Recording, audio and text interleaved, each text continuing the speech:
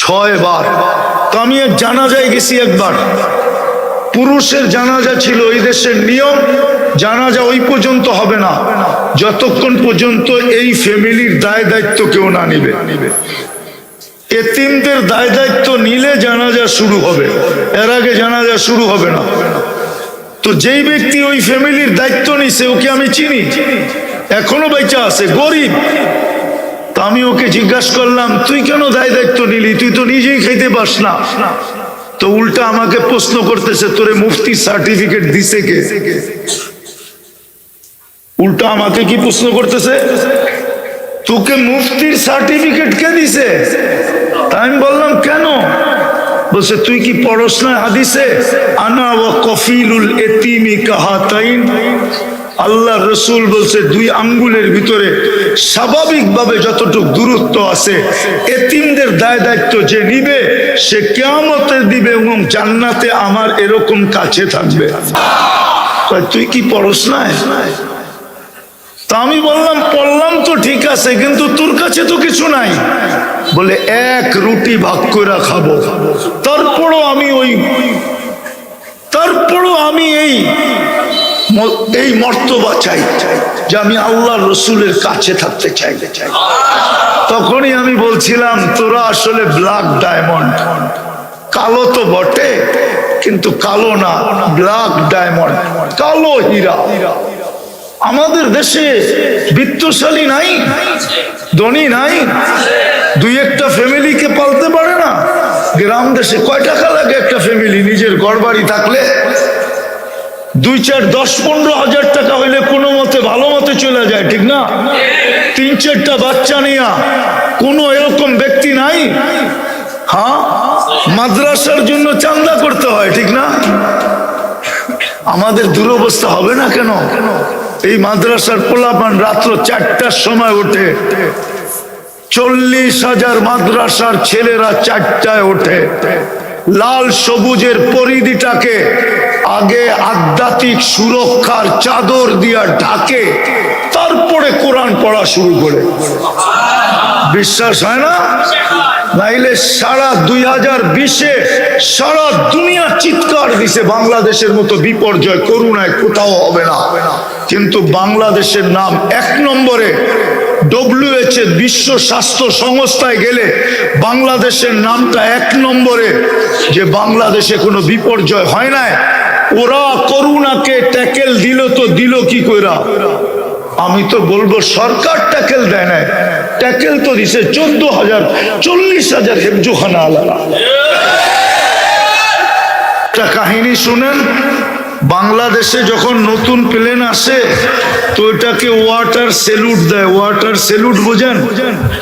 2 দিক থেকে পানি ছাড়ে ওর উপরে।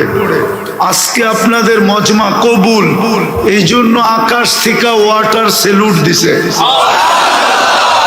এটা মনে করেন যে আকাশ থেকে ওয়াটার স্যালুট। ওয়াটার স্যালুট বোঝেন?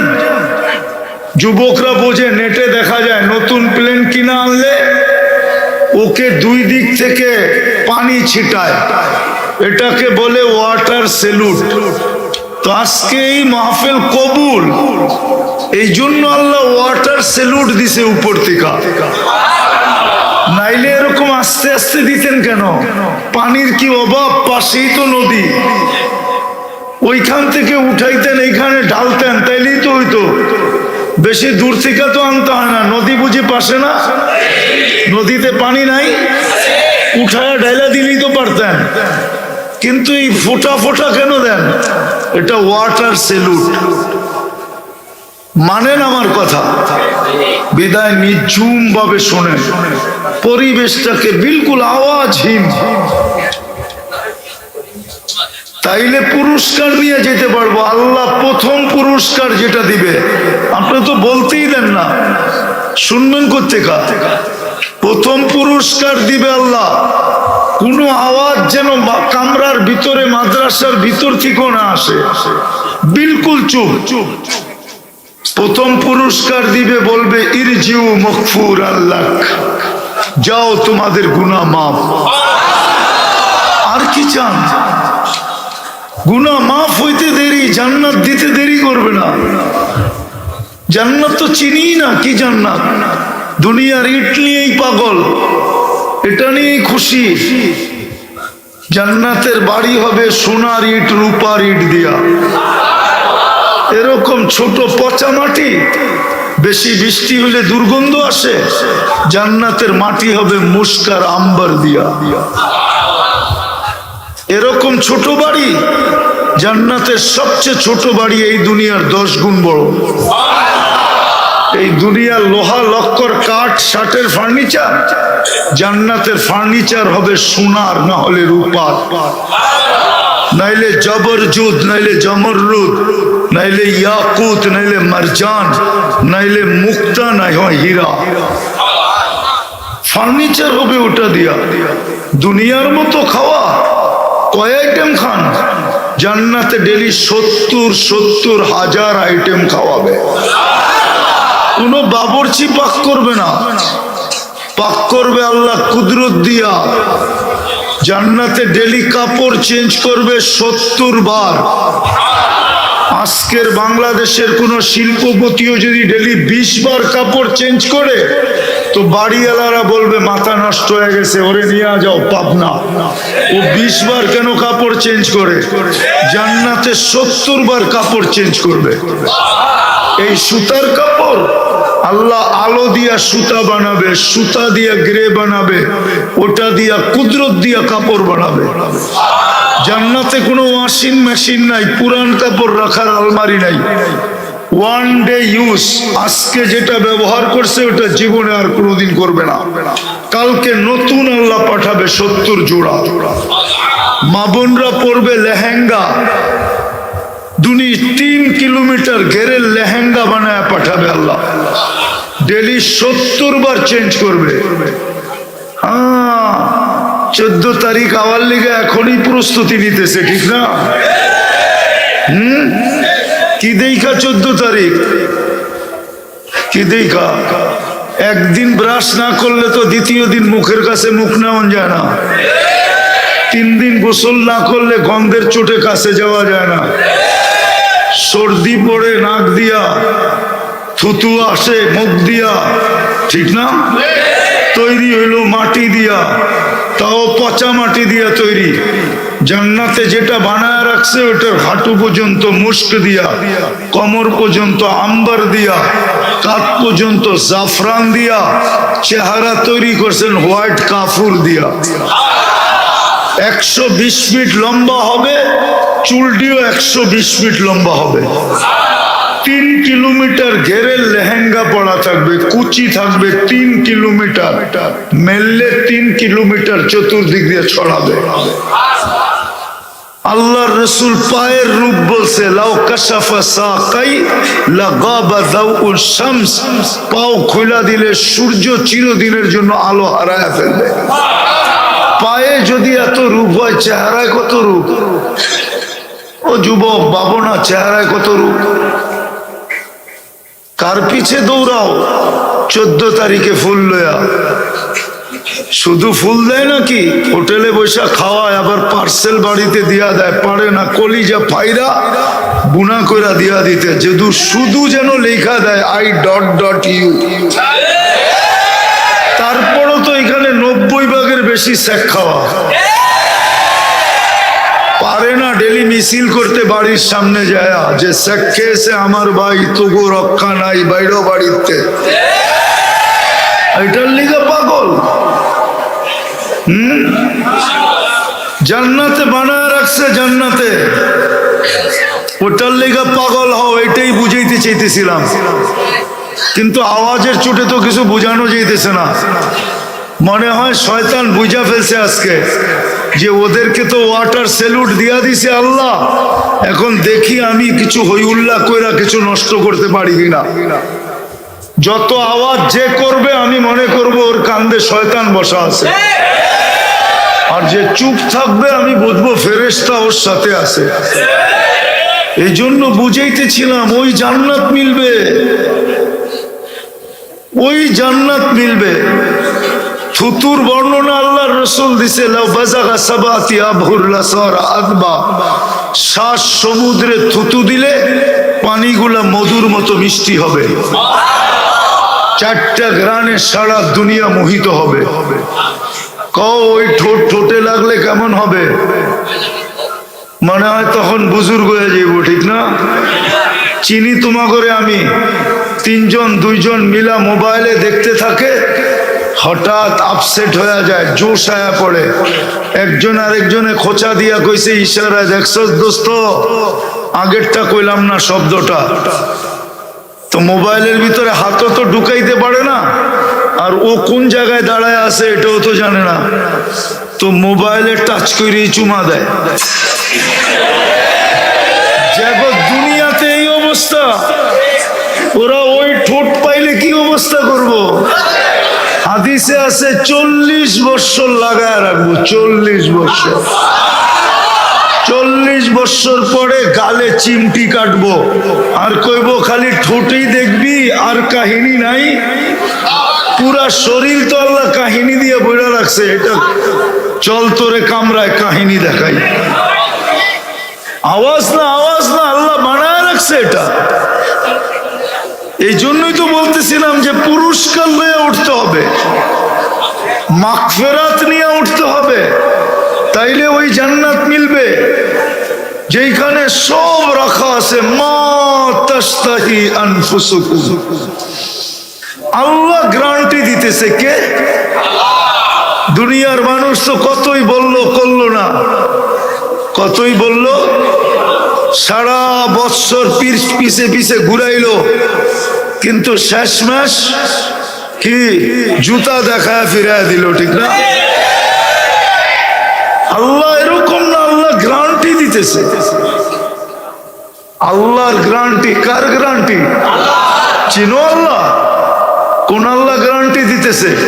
যিনি 99টা পদের মালিক, একটা পদের মালিক না। যিনি রব্বুস সামাওয়াতি ওয়াল আরদ, 99টা পদের মালিক যিনি, শুধু আল্লাহ না, যিনি রহমান, যিনি রহিম, যিনি মালিক, যিনি কুদ্দুস, যিনি সালাম, যিনি মুমিন, যিনি মুহাইমিন, যিনি আজিজ, যিনি জব্বার, যিনি মুতাকাব্বিরুল খালিকুল বারিউল মুসাব্বিরুল গফফারুল কহ্হারুল ওয়াহ্হাবুর রাজ্জাকুল ফাত্তাহুল আলিমুল কাবিযুল বাসিতুল খাফিদুর রাফিউল মুইজ্জুল মুদিল্লুস সামিউল বাসীরুল হাকামুল আদলুল লতীফুল খবীরুল হালিমুল আযীমুল গফুরুল শাকুরুল আলিয়ুল কবীরুল হাফিজুল মুকিতুল হাসিবুল জলিলুল করিমুর রকিবুল মুজিবুল ওয়াসি আল হাকিমুল ওয়াদুদুল মজিদুল বাঈসুল শহীদুল আকবুল ওয়াকিলুল কবিকুল মতিনুল ওয়ালিয়ুল হামিদুল মুসি আল মুবদি আল মুঈদ আল মুহয়ি আল মুমীত আল হাইয়্যু আল কাইয়্যুম আল ওয়াজিদ আল মাজিদ আল ওয়াহিদ আল আহাদ আল সামাদ আল কাদির আল মুক্তাদির আল মুকদ্দম আল মুআখ্খার আল আউয়াল ওয়াল আখির আল যাহির ওয়াল বাতিন আল الوالي المتوالي البر التواب المنتقم العفو الرؤوف مالك الملك ذا الجلال والإكرام المقسط والجامع والغني والمغني المانع الضار النافع النور الهادي البديع والباقي الوارث والرشيد الصبور جل جلاله 99 পদের মালিক আল্লাহ গ্যারান্টি দিতেছে। বেশি কিছু তো করতে হবে না, শুধু চুপচাপ থাইকা ধ্যান দিয়া শুনতে হবে, বাস। এটার উপরই মাগফিরাত, এটার উপরই গুনার জায়গাগুলা নেকি দ্বারা পরিপূর্ণ হবে। তৃতীয় যেটা দিবে ওটা আরো উপরে। আল্লাহ আমাদের আলোচনা ফেরেশতাদের সামনে করবে, তারপরও নির্জুম না। আজকে তো দুরবস্থা এই জন্যই। জান্নাত তো গেছেই, দুরবস্থা তো মুসলমানের আজকে এই জন্যই। সারা দুনিয়ায় মুসলমানের দুরবস্থা। ওই প্রবাদ বাক্য এখন সত্য, সরল পায় যারে দুই হাতে কিলায় তারে। সারা দুনিয়ার মুসলমানকে দুই হাতে কিলাইতেছে। আর হবে না তো হবে না কেন? যাদেরকে আল্লাহ উম্মতে মুহাম্মদী বানাইলেন, যাদেরকে তিনবার নির্বাচিত করলেন, একবার মানুষ হিসাবে নির্বাচিত করলেন, একবার মুসলমানের ঘরে নির্বাচিত করলেন, একবার উম্মতে মুহাম্মদী হিসাবে বাছাই করে নির্বাচিত করলেন। ওই উম্মত আজকে নির্যাতনের শিকার নির্যাতিত হবে না তো? ভালো মতে বোঝেন, কাজে দিবে। নাইলে যুবক তোমাদের এই রং কোনো কাজে দিবে না। আমি ভালো মতে বুঝি, তুমি যতই চুলের স্টাইল বানাও, তোমাকে বিদেশ যাইতে হইলে দালালের পিছে ঘুরেই যেতে হয়। 30 লাখ দিয়া 50 লাখ দিয়া যাইতে হয়। তোমার এই চুল কাটা দেখা বাড়ির থেকে এসে নেওয়া যাবে না। তোমার এই জিন্সের প্যান্ট দেখা নেওয়া যাবে না। তোমার 14 তারিখ আর 31 নাইট দেখা নেওয়া যাবে না। 14 তারিখ তোমরা এখানে দেখছো, আমি আমেরিকায় দেখছি। তোমাদের মতো তো উদযাপন করে না। তোমরা তো ওদের চেয়ে 100 গুণ বেশি মানো। তারপরও তোমাদেরকে 2 হাতে কিলায় কেন? নাইলে ফিলিস্তিনের যুদ্ধ 101 বছর হবে কেন? আমার যুগ বিয়োগ তো মিলে না। যেইখানে ইব্রাহিম আলাইহিস সালাম ঘুমাইতেছে ওইখানে বুম ফাটে কি করে? একটু বিবেক দিয়ে বোঝো, কাজে দিবে। একটু বিবেক দিয়ে বুঝি আমরা। যেইখানে ইব্রাহিম আলাইহিস সালাম ঘুমাইতেছে, আমি তো 14 বছর আগে চোখে দেখা বলতেছি, এখনো আমার সামনে কবর। আমি তো 14 বছর আগে ফিলিস্তিন দেখছি। ইব্রাহিম আলাইহিস সালাম যেখানে ঘুমাইতেছে, আপনার বিবেককে প্রশ্ন করেন না। খলিলুল্লাহ যেখানে ঘুমাইতেছে ওইখানে বোম ফাটে কি কইরা? একদিকে খলিলুল্লাহ ঘুমাইতেছে, আরেকদিকে মুসা কালিমুল্লাহ ঘুমাইতেছে। যেখানে 70 জন নবীর কবর বর্তমানে চিহ্ন দেওয়া আছে। কিতাব বলে 1.25 লক্ষ নবীদের ভিতর থেকে 5 থেকে 6 জন নবী ব্যতীত, যেটাকে দিয়ারুল আম্বিয়া বলে, নবীদের দেশ, যেখানে মুসলমানের প্রথম কেবলা, যেখানে 1.25 লক্ষ নবীদের সম্মিলন হয়েছে মেরাজের রাত্রে, ওইখানে বোম ফাটে কি করে? আমার যোগ বিয়োগে তো মিলে না যে ওইখানে বোম পড়ে কি করে। ওইখানে 60,000-এর বেশি মানুষ মারা যায় কি করে? আবার ওদের হাতে, অন্য কারো হাতে মারা গেলে আমি মানতাম, কিন্তু ওদের হাতে, যারা দুনিয়ার ভিতরে সবচেয়ে নিকৃষ্ট, কোরআন তো বলে দুনিয়ার ভিতরে সবচেয়ে নিকৃষ্ট হলো ইহুদিরা। ইহুদিদের থেকে নিকৃষ্ট কেউ নাই। যাদেরকে আরবি ভাষায় বলে শুয়োরের থেকেও নিকৃষ্ট, ওদের হাতে। আরেকটা দেখাই, যদি বুঝে আসে, ডেলি 32 বার আল্লাহর কাছে আমরা আবেদন করি, 32 রাকাত নামাজ পড়ি, 20 রাকাত ওয়াজিব সহ, ফরজ 17 রাকাত, ওয়াজিব 3 রাকাত, 20 রাকাত, সুন্নতে মুআক্কাদা 12 রাকাত, 32 রাকাতে আমরা আল্লাহর কাছে আবেদন করি, গায়রিল মাগদুবি আলাইহিম ওয়ালাদ-দাল্লিন, আল্লাহ এই 2 জাতির হাত থেকে আমাদেরকে বাঁচান। একটা হলো ইহুদি, একটা হলো খ্রিস্টান। ওদের হাতে আমরা নিষ্পেষিত কিভাবে? কি কারণে আজকে এই দুরবস্থা? আপনি বলবেন দুরবস্থা কোথায়? আরেকটা বড় দেখাই। দুইটা বাৎসরিক সেমিনার হলো, সম্মেলন হলো জাতিসংঘের। গত অক্টোবরে একটা, এই অক্টোবরে একটা। 60টা মুসলমান দেশ থাকা সত্ত্বেও, 60টা মুসলমান দেশ, 200 কোটি সংখ্যায়, দুনিয়ার 70% ধন সম্পদ মুসলমানদের কাছে।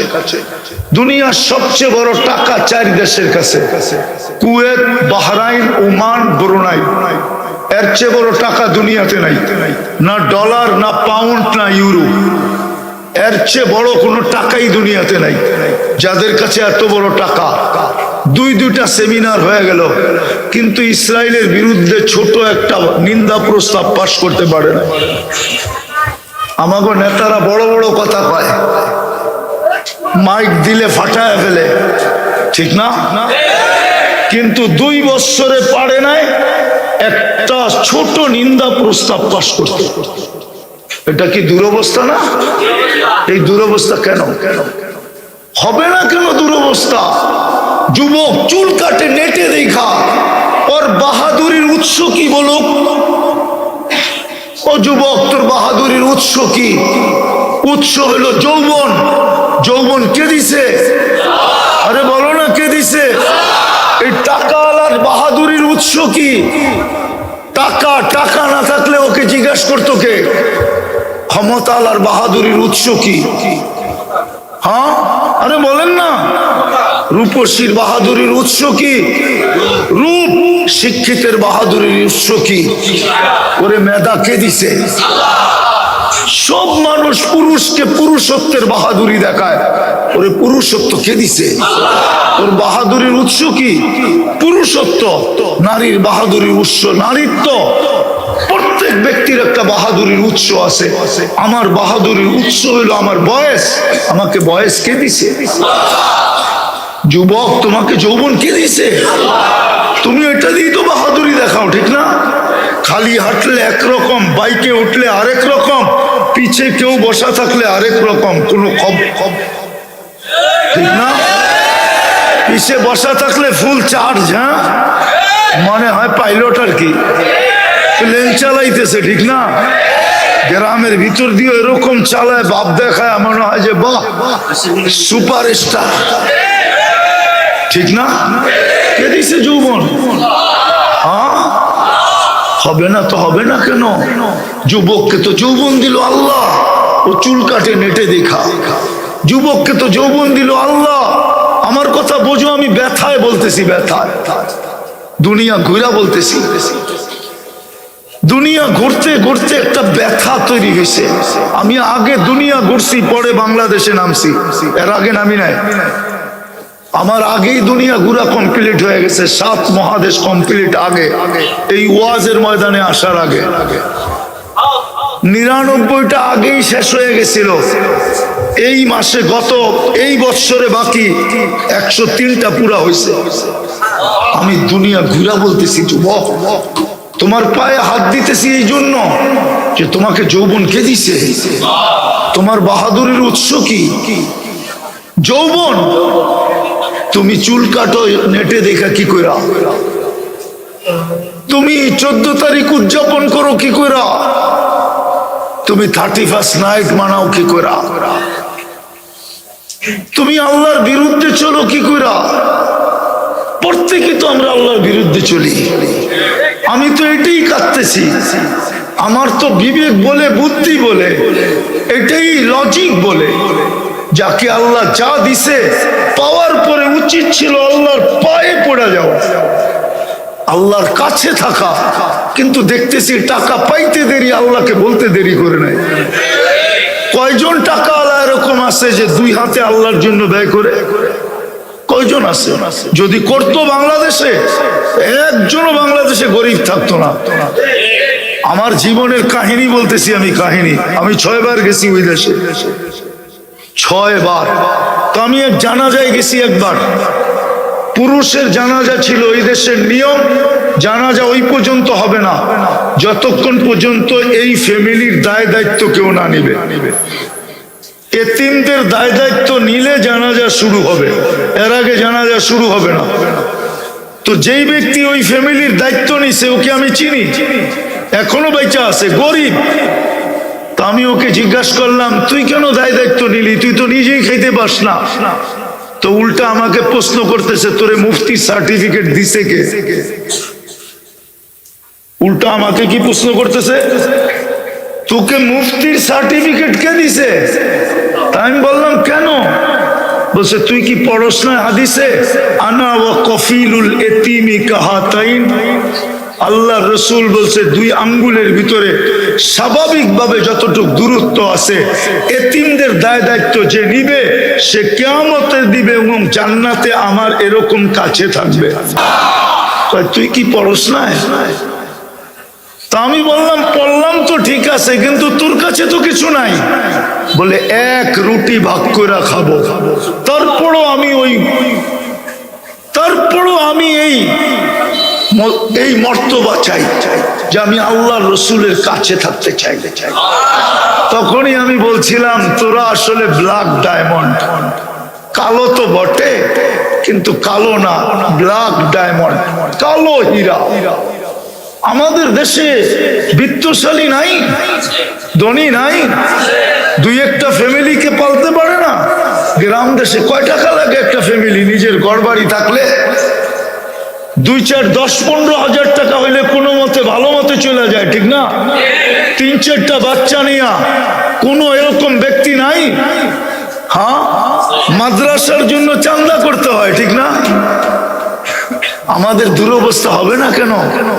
এই মাদ্রাসার পোলাপান রাত্র 4টার সময় ওঠে, 40,000 মাদ্রাসার ছেলেরা 4টায় ওঠে, লাল সবুজের পরিধিটাকে আগে আধ্যাত্মিক সুরক্ষার চাদর দিয়া ঢাকে, তারপরে কোরআন পড়া শুরু করে।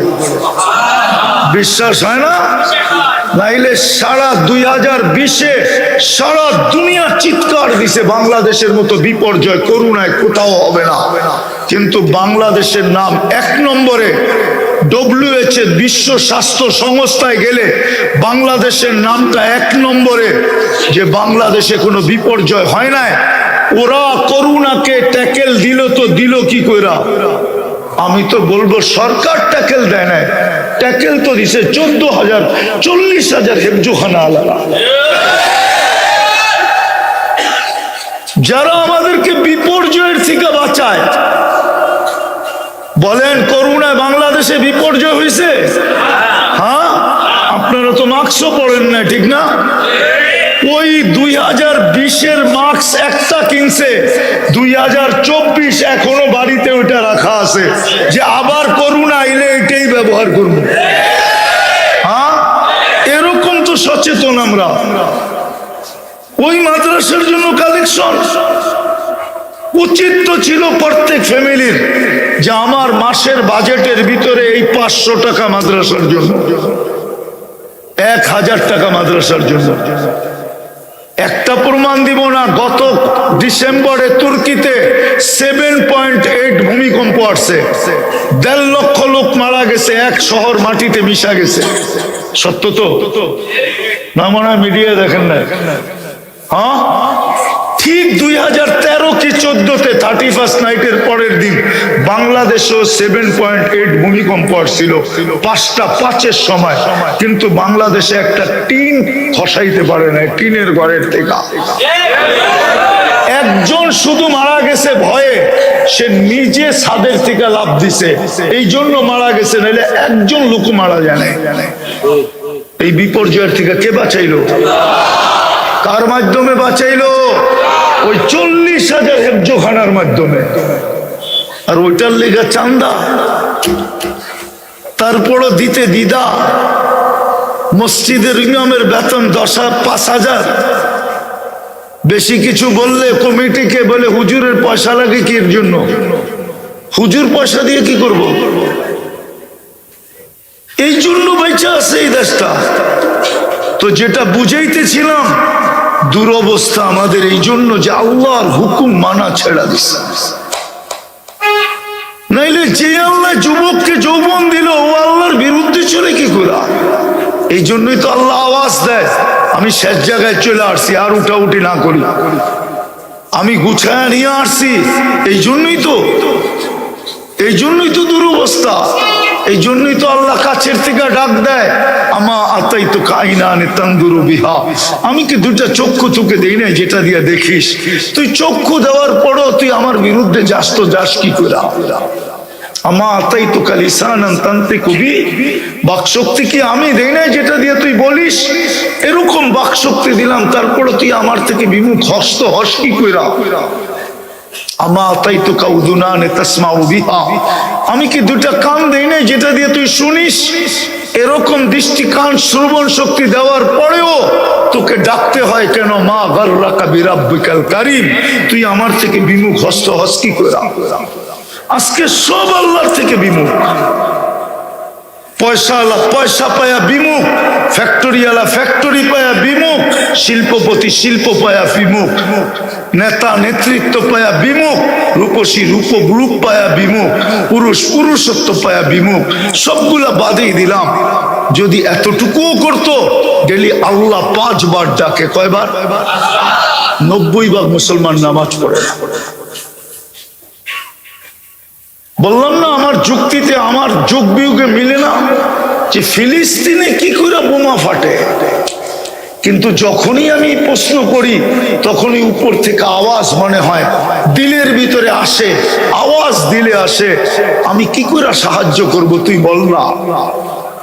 কি করে যুবকদেরকে সাহায্য করতে পারি যারা আমার যৌবন পাওয়ার পরে চুল কাটে নেটে রেখে, যারা আমার যৌবন পাওয়ার পরে 31st নাইট উদযাপন করে, যারা আমার যৌবন পাওয়ার পরে 14 তারিখ উদযাপন করে, যাকে আমি 3 বার নির্বাচিত করলাম। কে করলো? কোন আল্লাহ? 99 পদের মালিক আল্লাহ। সব বাদ দিলাম, শেষ জায়গায় আসলাম। যদি 5 বেলাও আল্লাহর সামনে দাঁড়াইতো, কিচ্ছু না করতো, 5 বেলা আল্লাহর সামনে দাঁড়াইতো না, আল্লাহর ইজ্জত রাখছি না রসুলের ইজ্জত রাখছি। যেই রসুলের কারণে সব পাইলাম, ওই রসুলেরও তো ইজ্জত রাখি নাই, সবকিছু তো ধুলায় মিশাই দিলাম। রসুলের ইজ্জত যদি রাখতো তাহলে আমাদের বিয়ে শাদী গায়ের তরিকা মতো হয় কি করে? আমাদের সব অনুষ্ঠান ইহুদি নাসারার তরিকা মতো হয় কি করে? ইহুদি নাসারার তরিকা 14 তারিখ যুবক উদযাপন করে কি করে? কালকে হাউজে কাউসারে কি করে দাঁড়াবো? যিনি যায় আরো সে আমাদের কথা বলেন নাই। আমি তো এই জন্যই চিৎকার দিই, যার কারণে সব মর্যাদা পাইলাম, হয় উম্মত তাকে ভুলা গেল কি করে? ওই রসুল তো আজও আমাদেরকে বলেন নাই, আজও তো স্বপ্নে দেখা যায় উম্মতের জন্য কাঁদতেছেন। জিজ্ঞাসা করলে জবাব দেয় আমি উম্মতের জন্য কাঁদি। কিয়ামতের মাঠে যিনি চিৎকার দিবেন উম্মতি উম্মতি বলা, 1.25 লক্ষ নবী চিৎকার দিবেন নফসি নফসি, আমাকে বাঁচান। ফেরেশতা পর্যন্ত চিৎকার দিবে আমাকে বাঁচান, কিন্তু আপনার আমার নবী তো চিৎকার দিবে উম্মতি উম্মতি। আল্লাহ তো সান্ত্বনা দিতে থাকবে, বন্ধু আপনি চিৎকার দিয়েন না, আপনার চিৎকার আপনার পর্যন্ত থাকে না, আপনার চিৎকার তো আমার আরশে হিট করে, হিট আমার আরশ পর্যন্ত লাগে। শুধু আরশ পর্যন্ত লাগে না, আমার পর্যন্ত আইসা পৌঁছে। আপনি চাইতে থাকেন, আমি দিতে থাকবো। আজকে ওই রসুলের বিরুদ্ধে চলে কি করে? রাগ হয় না, পায়ে হাত রাখি হোমনার মানুষ, শুধু স্লোগান পর্যন্তই যথেষ্ট। আজকে শুধু আমরা স্লোগান দিতে শিখছি, নারায়ে রিসালাত ইয়া রাসূলুল্লাহ। আমি আপনাদের এটার বিরুদ্ধে না, আপনার সাথে আমার কোনো বিরোধ নাই, আপনারটা আপনার কাছে, আমারটা আমার কাছে। কিন্তু যেই রসুল আমাদের জন্য এতটুকু করলেন, শুধু আমরা স্লোগানে সীমিত রাখলাম, সব আদর্শ ধুলায় মিটাই দিলাম। এই জন্যই তো সারা দুনিয়া স্লোগান দিতেছে। জানেন সারা দুনিয়া কি স্লোগান দেয়? এটা তো জানেন না। চলেন আজকে শুনে দিই, আখন্দ পাড়ার মাদ্রাসার থেকে সারা দুনিয়া স্লোগান দিতেছে, অদ্দাহুম রব্বুহুম